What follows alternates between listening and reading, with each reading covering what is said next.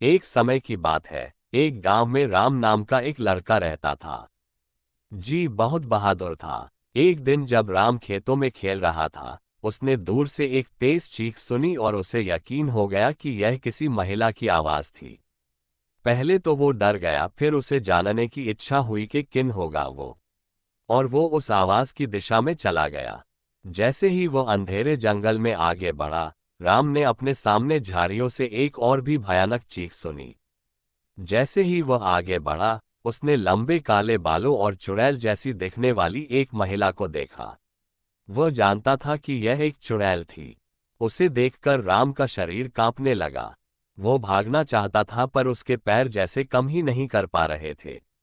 राम का डर बढ़ता ही जा रहा था, क्योंकि धीरे धीरे चुड़ैल उसके पास आ रही थी और भी बड़ी होती जा रही थी। वो जितना जोर से भाग रहा था, वो चुड़ैल उतनी ही उसके नजदीक आती जा रही थी। वो चुड़ैल हवा में उड़ के उसका पीछा कर रही थी। राम भाग रहा था, तभी उसने एक मंदिर देखा और उसे विचार आया कि अब बस भगवान ही उसे उस चुड़ैल से बचा सकते हैं।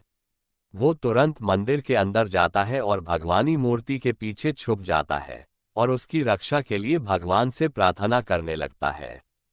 चुड़ैल मंदिर के अंदर आने की प्रयास करती है पर वो आ नहीं पाती है। इससे वो ज्यादा ही गुस्से में आ जाती है और वो और जोर से चिल्लाने लगती है।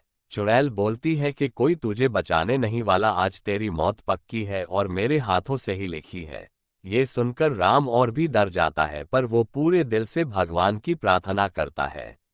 चुड़ैल गुस्से में आके हाथ से कुछ इशारा करती है और आजू बाजू के सारे पत्थर हवा में उड़ने लगते हैं। ये देख के राम की तो हालत ही खराब हो जाती है। वो कुछ सोचता उसके पहले चुड़ैल ने हाथ के इशारे से एक एक करके पत्थर जोर जोर से मंदिर में फेंकने लगी। राम भगवान की मूर्ति के पीछे ही छिपा रहा। तभी अचानक उसके पीछे से एक बहुत ही तेज रोशनी निकलती है और वो सीधी उस चुड़ैल के ऊपर पड़ती है और वो चुड़ैल उधर ही जल के खाक हो जाती है। राम को आज तक पता नहीं चला कि वो रोशनी कहाँ से आई और किसने उसकी जान बचाई, पर सब जानते ही है कि वो खुद भगवान ने उसकी जान बचाई। और फिर कभी राम अंधेरे में किसी अनजान चीज को ढूंढने नहीं गया। और आज भी जब भी राम उस रास्ते से गुजरता है तो वो मंदिर में दर्शन करना कभी नहीं भूलता और ईश्वर का आभार मानता है कि उसने उसकी जान बचाई। तो दोस्तों, अगर ये कहानी आपको अच्छी लगी तो वीडियो को लाइक करो, शेयर करो और कमेंट करके ज़रूर बताओ कि आपको कैसी लगी ये कहानी।